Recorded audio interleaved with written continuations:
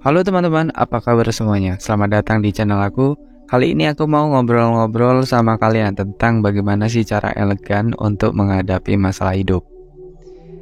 Kita semua pasti pernah mengalami masalah hidup yang bikin kita sedih, stres, marah, atau bahkan putus asa.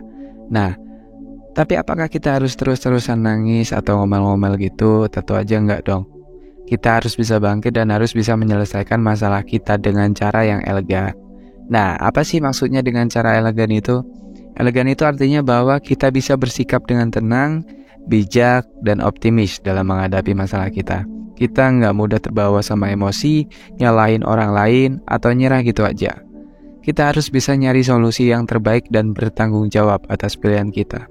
Nah, gimana caranya kita bisa elegan untuk menghadapi masalah hidup? Ada beberapa tips yang bisa aku kasih ke kalian. Langkah pertama yang bisa dilakukan adalah kenali dulu masalahmu dengan baik. Jangan buru-buru ngambil kesimpulan atau nuduh orang lain tanpa bukti. Coba kita analisis apa penyebab dari masalahmu. Kemudian, apa sih dampaknya buat dirimu dan orang lain? Dan apa yang bisa kamu lakuin buat nyelesainnya?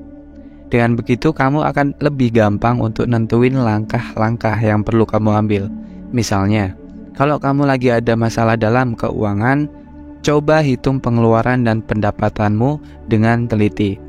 Lihat apa aja yang bisa kamu kurangin atau tambahin buat ngirit uangmu. Kalau perlu, cari sumber penghasilan tambahan atau minta bantuan orang lain yang bisa dipercaya. Langkah kedua yang bisa kamu lakukan adalah minta bantuan kalau perlu. Jangan merasa malu atau minder buat minta bantuan dari orang lain kalau kamu merasa nggak sanggup buat nyelesain masalahmu sendiri. Kamu bisa minta saran sama teman, bisa minta saran sama keluarga atau orang yang ahli dalam bidangnya. Mereka mungkin akan kasih pendapat dari perspektif baru dan mencari solusi alternatif yang belum kamu pikirkan sebelumnya. Misalnya, kalau kamu lagi ada masalah dalam percintaan, coba ceritain perasaanmu ke teman atau ke keluargamu yang bisa dengerin dan kasih nasihat dengan baik. Kalau perlu, konsultasikan juga kepada ahli psikologi atau konselor yang bisa bantuin kamu untuk ngatasin trauma atau depresi. Ketiga, jangan lupa untuk bersyukur. Meskipun kamu lagi ngadepin masalah yang berat, jangan lupa untuk tetap bersyukur atas hal-hal baik yang ada dalam hidupmu.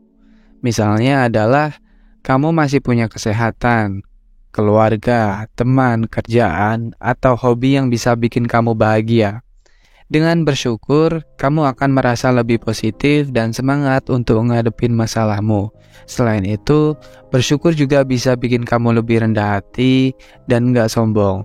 Kamu akan menjadi lebih ngerti apa yang kamu punya dan nggak iri sama yang dimiliki oleh orang lain. Yang keempat adalah jangan menyerah. Masalah hidup ini adalah hal yang biasa dan nggak biasa untuk dihindari, teman-teman. Tapi itu bukan berarti kamu harus menyerah dan pasrah sama keadaan saat ini. Kamu harus tetap usaha dan berjuang untuk capai tujuanmu.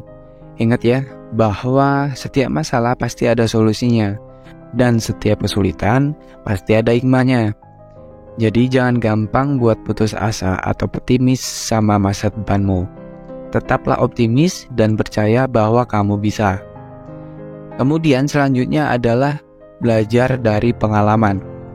Setiap masalah hidup yang kamu hadapi adalah pelajaran yang berharga yang bisa bikin kamu lebih dewasa dan bijaksana.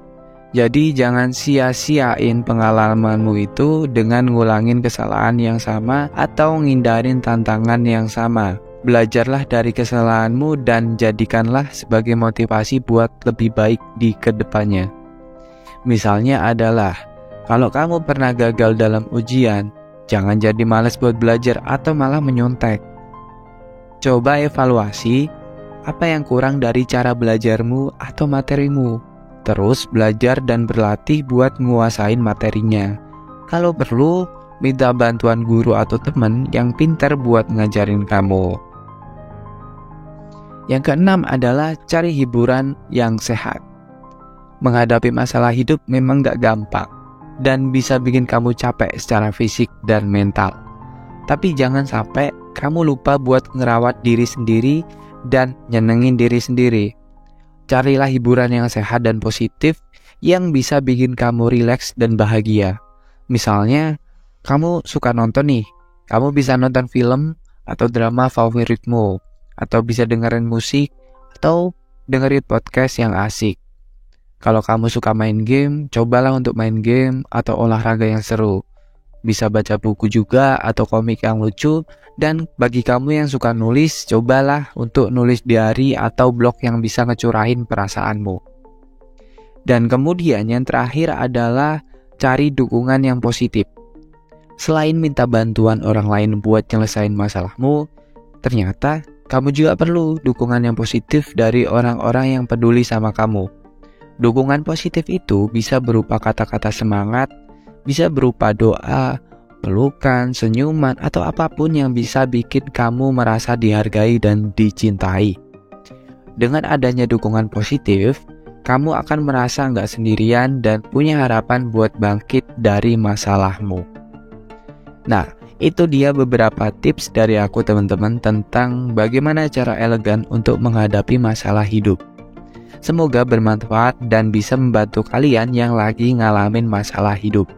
Jangan lupa like, comment, share, dan subscribe channel aku ya. Sampai ketemu di video selanjutnya.